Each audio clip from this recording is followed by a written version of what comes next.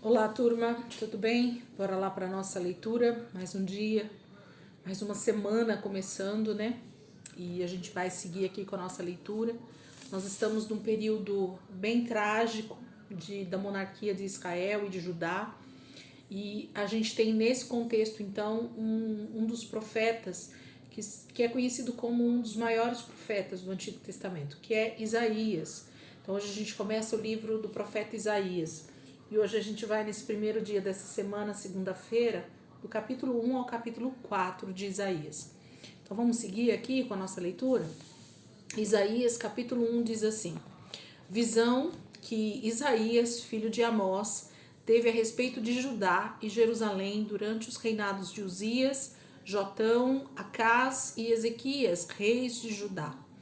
Ouçam, ó céus, escute, ó terra, pois o Senhor falou: criei filhos e os fiz crescer, mas eles se revoltaram contra mim. O boi reconhece o seu dono e o jumento conhece a manjedoura do seu proprietário, mas Israel não sabe, nada sabe, o meu povo nada compreende. A nação pecadora, povo carregado de iniquidade, raça de malfeitores, filhos dados à corrupção. Abandonaram o Senhor e desprezaram o Santo de Israel e o rejeitaram. Por que haveriam de continuar a ser castigados? Porque insistem na revolta? A cabeça toda está ferida, todo o coração está sofrendo. Da sola do pé ao alto da cabeça não há nada são, somente machucados, vergões e ferimentos abertos, que não foram limpos, nem enfaixados, nem tratados com azeite. A terra de vocês está devastada, suas cidades foram destruídas a fogo. Os seus campos estão sendo tomados por estrangeiros diante de vocês e devastados como a ruína que eles costumam causar. Só restou a cidade de Sião como tenda numa vinha, como abrigo numa plantação de melões, como uma cidade sitiada. Se o Senhor dos Exércitos não tivesse poupado algum de nós, já estaríamos como Sodoma e Gomorra e semelhantes a Gomorra. Governantes de Sodoma, ouçam a palavra do Senhor. Vocês, povo de Gomorra, escutem a instrução de nosso Deus. Para que me oferecem tantos sacrifícios? Pergunta o Senhor. Para mim chega de holocaustos de carneiros e da gordura de novilhos gordos. Não tenho nenhum prazer no sangue de novilhos, de cordeiros e de bodes. Quando vocês vêm à minha presença, quem impediu que pusessem os pés em meus átrios? Parem de trazer ofertas inúteis. O incenso de vocês é repugnante para mim. Luas novas, sábados e reuniões. Não consigo suportar suas assembleias cheias de iniquidade. Suas festas da lua nova e suas festas fixas, eu as odeio. Tornaram-se um fardo para mim. Não as suporto mais. Quando vocês estenderem as mãos em oração, esconderei de vocês os meus olhos. Mesmo que multipliquem as suas orações, não as escutarei. As suas mãos estão cheias de sangue. Lavem-se, limpem-se, removam suas más obras para longe da minha vista. Parem de fazer o mal, aprendam a fazer o bem. Busquem a justiça, acabem com a opressão. Lutem pelos direitos do órfão, defendam a causa da viúva. Venham, vamos refletir juntos, diz o Senhor. Embora os seus pecados sejam vermelhos como escarlate, eles se tornarão brancos como a neve. Embora sejam rubros como púrpura, como a lã se tornarão. Se vocês estiverem dispostos a obedecer, comerão os melhores frutos desta terra. Mas se resistirem e se rebelarem, serão devorados pela espada, pois o Senhor é quem fala. Vejam como a cidade fiel se tornou prostituta. Antes cheia de justiça e habitada pela retidão, agora está cheia de assassinos. Sua prata tornou-se escória. Seu licor ficou aguado, seus líderes são rebeldes, amigos de ladrões, todos eles amam o suborno e andam atrás de presentes. Eles não defendem os direitos do órfão e não tomam conhecimento da causa da viúva. Pois isso o soberano, o Senhor dos Exércitos, o poderoso de Israel anuncia. Derramarei minha ira sobre os meus adversários e me vingarei dos meus inimigos. Voltarei minha mão contra você, tirarei toda a sua escória e removerei todas as suas impurezas. Restaurarei os seus juízes como no passado, os seus conselheiros como no princípio. Depois disso, você será chamada cidade de retidão, cidade fiel. Sião será redimida com justiça, com retidão os que se arrependerem. Mas os rebeldes e os pecadores serão destruídos, e os que abandonam o Senhor perecerão. Vocês se envergonharão dos carvalhos sagrados que tanto apreciam. Ficarão decepcionados com os jardins sagrados que escolheram. Vocês serão como um terebinto, cujas folhas estão caindo, como um jardim sem água. O poderoso se tornará como estopa, e sua obra como fagulha. Ambos serão queimados juntos, sem que ninguém apague o fogo. Então, o capítulo 1 começa, com uma grande repreensão, uma grande chamada, sobre o que está acontecendo no meio de Judá, no meio de Jerusalém, no meio do povo de Deus que deveria estar se arrependendo, e se purificando. A palavra ela é tão extensa no livro de Isaías, porque na verdade o Senhor está chamando o seu povo ao grande arrependimento da nação, não somente de uma pessoa, mas de toda uma nação que se corrompe dia após dia. A gente vai vendo ali pelos livros de 2 Reis e 2 Crônicas, a gente viu essa corrupção acontecendo rei após rei. Capítulo 2. Foi isto que Isaías, filho de Amós, viu a respeito de Judá e de Jerusalém. Nos últimos dias, o monte do templo do Senhor será estabelecido como principal. Será elevado acima das colinas, e todas as nações correrão para ele.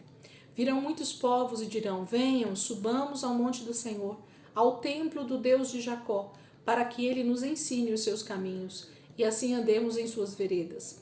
Pois a lei sairá de Sião, de Jerusalém virá a palavra do Senhor. Ele julgará entre as nações e resolverá contendas de muitos povos. Eles farão de suas espadas arados e de suas lanças foices. Uma nação não mais pegará em armas para atacar outra nação. Elas jamais tornarão a preparar-se para a guerra. Venha, ó descendência de Jacó, andemos na luz do Senhor. Certamente abandonaste o teu povo, os descendentes de Jacó, porque eles se encheram de superstições dos povos do leste, praticam adivinhações como os filisteus e fazem acordos como pagãos. Sua terra está cheia de prata e ouro, seus tesouros são incontáveis. Sua terra está cheia de cavalos, seus carros não têm fim. Sua terra está cheia de ídolos. Eles se inclinam diante da obra das suas mãos, diante do que os seus dedos fizeram. Por isso a humanidade será abatida e o homem será humilhado. Não os perdões. Entre no meio das rochas, esconda-se no pó, por causa do terror que vem do Senhor e do esplendor da sua majestade. Os olhos do arrogante serão humilhados e o orgulho dos homens será abatido. Somente o Senhor será exaltado naquele dia. O Senhor dos exércitos tem um dia reservado para todos os orgulhosos e altivos, para tudo o que é exaltado, para que eles sejam humilhados, para todos os cedros do Líbano, altos e altivos, e todos os carvalhos de Bazã, para todos os montes elevados e todas as colinas altas, para toda a torre imponente e todo muro fortificado, para todo navio mercante e todo barco de luxo. A arrogância dos homens será abatida e o seu orgulho será humilhado. Somente o Senhor será exaltado naquele dia. E os ídolos desaparecerão por completo. Os homens fugirão para as cavernas das rochas e para os buracos da terra por causa do terror que vem do Senhor e do esplendor da sua majestade, quando ele se levantar para sacudir a terra. Naquele dia, os homens atirarão aos ratos e aos morcegos os ídolos de prata e os ídolos de ouro que fizeram para adorar.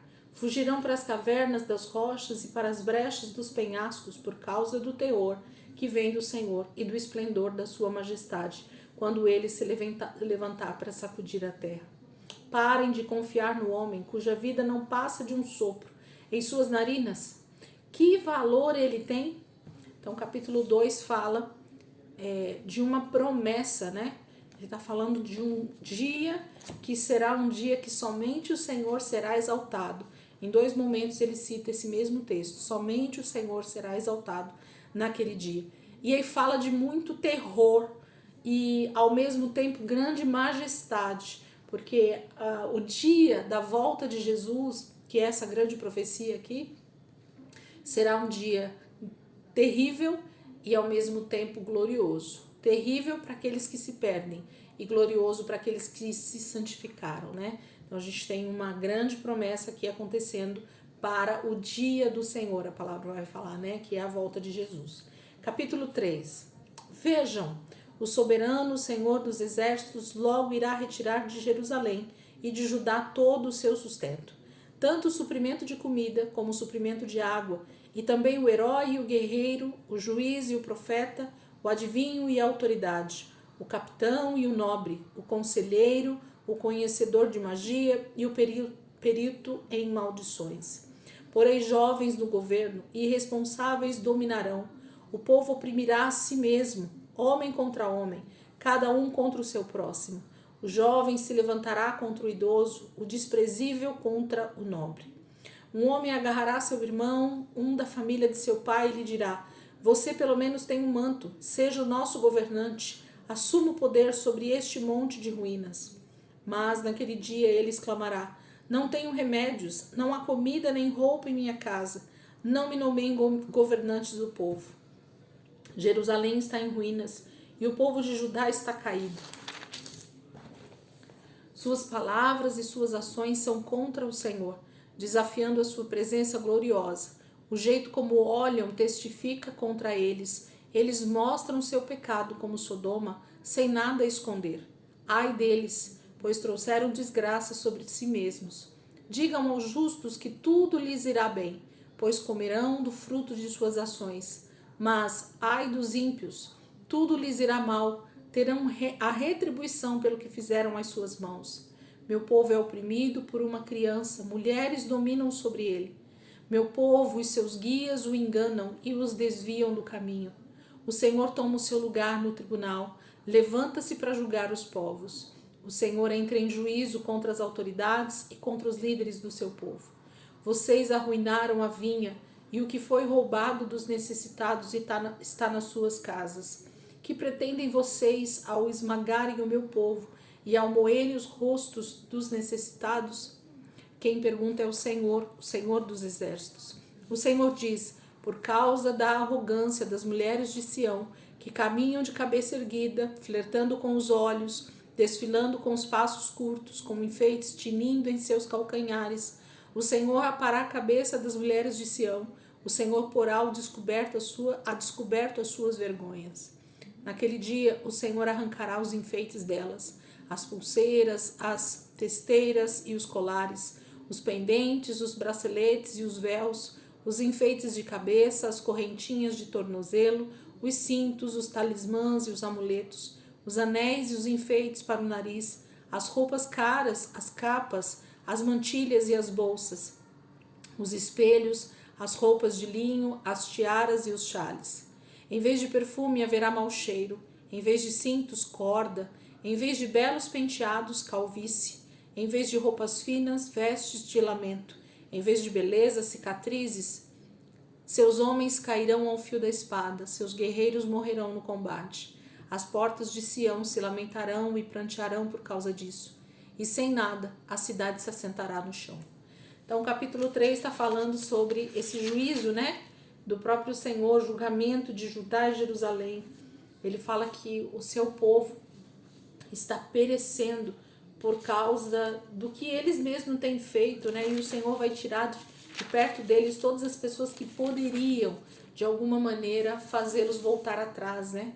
Nesse momento, a ira de Deus, o juízo de Deus vai acontecer verdadeiramente. Não haverá outra opção, né?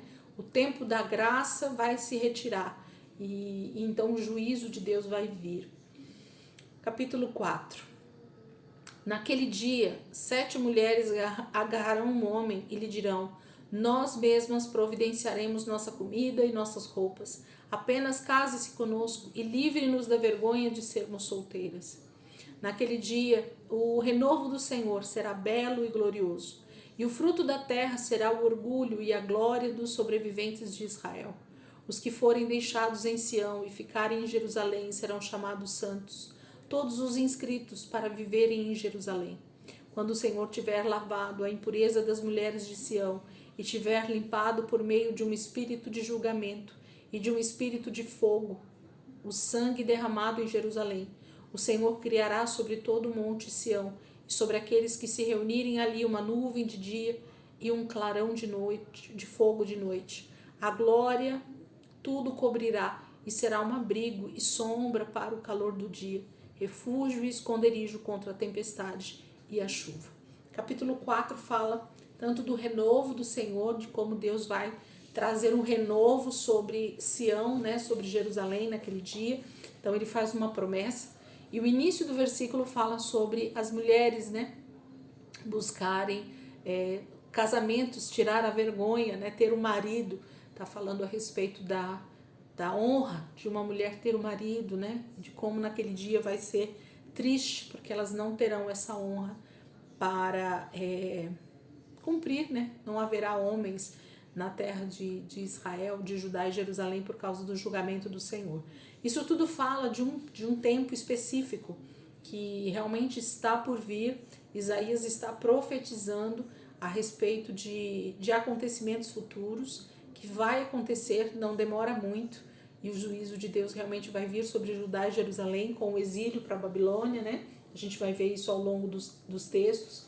Então, há uma profecia sendo liberada para aquele tempo, para aqueles anos que viriam à frente. Mas também fala sobre um futuro que nós também aguardamos, né? Sobre o verdadeiro juízo de Deus sobre toda a terra, sobre a restauração da terra de Israel, sobre o Senhor se sentar sobre o monte de Sião. Então, o livro de Isaías é um livro também escatológico, né? De muitas profecias que já se cumpriram, outras que estão se cumprindo e outras que ainda vão se cumprir. Então, a gente tem um misto de 3 tipos, né, de profecias aqui. Profecias que estão acontecendo naquele tempo, profecias que estão acontecendo nos nossos dias, que já aconteceram inclusive, e profecias que ainda vão vir com a volta de Jesus e o reino de Deus sendo estabelecido através do reino milenar. Então a gente vai vendo aí o desenvolvimento, né, do livro de Isaías. Amanhã na terça a gente ainda volta para cá. Aí na quarta a gente vai ler Amós, que é um profeta que também está nesse período sendo usado pelo Senhor para profetizar. Então a gente tem quarta e quinta Amós. Na sexta-feira a gente volta lá para 2 Crônicas e volta para Isaías. Sábado a gente tem o livro de Miqueias, o profeta Miqueias. E domingo que vem a gente tem aí 2 Crônicas e 2 Reis. Provavelmente finalizando um pouco aí dos livros lá dos reis, tá bom? Então a gente tem grandes profetas aqui falando essa semana. A gente vai meditar nessas profecias do início aí do livro de Isaías. Depois tem Amós, Miqueias, né? Então a gente vai seguindo aí essa semana em nome de Jesus, tá bom? Perseverem, não parem, estejam conosco aí realmente lendo a palavra, né? Faça do seu momento de devocional um momento precioso, de muito aprendizado, de deixar o Espírito Santo ministrar o teu coração. Eu vou lendo e eu sei que o Senhor já está aí também ministrando ao teu coração, assim como Ele tem ministrado ao meu. É um tempo de nós buscarmos o Senhor, né? Para que nós estejamos fortalecidos para os dias que virão aí para frente, tá bom? Deus abençoe, ótima segunda-feira para vocês. Vamos seguir aí em nome de Jesus, tá bom? Deus abençoe.